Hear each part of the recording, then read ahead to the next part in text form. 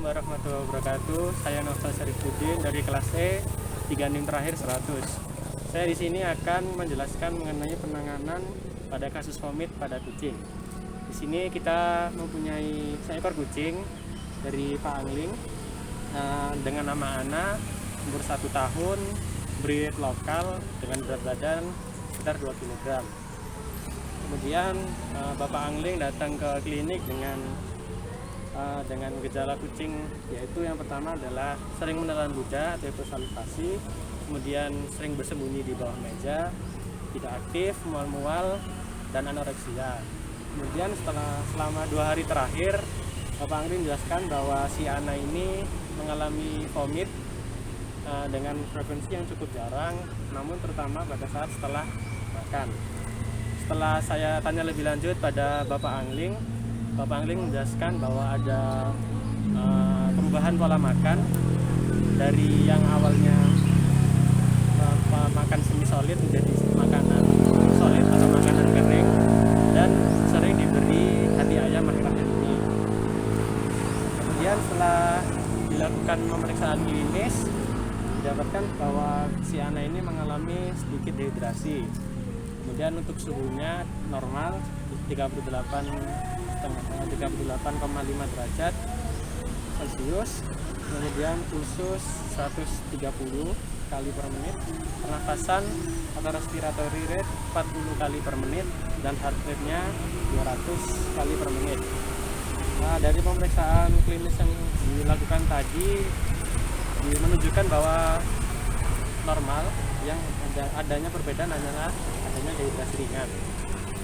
Kemudian setelah dilakukan pemeriksaan klinis dan anamnesa, dapat disimpulkan bahwa si Ana ini mengalami gastritis akut yang bersifat ringan karena diakibatkan oleh perubahan dari pola makan yang dari semi solid tadi menjadi makanan kering, dan juga diet tinggi lemak yang didapatkan dari hati ayam tadi.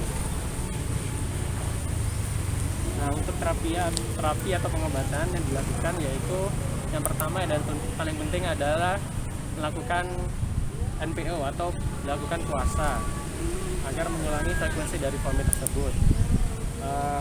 Puasa ini dilakukan hingga kucing atau si Ana ini tidak vomit kembali. Apabila frekuensi dari vomit si Ana ini cukup sering, maka juga dipuasakan minumnya. Namun apabila frekuensi dari vomitnya ini jarang, dapat diberikan minum sedikit-sedikit. Kemudian dapat diberikan juga obat antiemetik atau anti mual, yaitu chlorpromazine atau metoclopramid. Kemudian juga dapat diberikan antacid apabila diketahui bahwa gastritisnya ini cukup parah, yaitu diberikan histamin antagonis reseptor H2. Setelah itu, apabila sudah diberikan pengobatan tersebut dan sudah tidak menunjukkan gejala vomit, dapat diberikan pakan yang sudah dicerna, juga rendah protein dan rendah lemak setelah 24 ataupun 30 hingga 36 jam setelah vomit berakhir. Apabila sudah tidak terjadi vomit sama sekali, maka setelah 3 hingga 4 hari dapat mulai diberikan pakan secara normal, secara bertahap. Apabila dehidrasinya menjadi semakin parah, maka dapat diberi terapi cairan, itu dapat diberi laktatif. Terima kasih, sekian dari saya. Mohon maaf apabila ada kesalahan. Wassalamualaikum warahmatullahi wabarakatuh.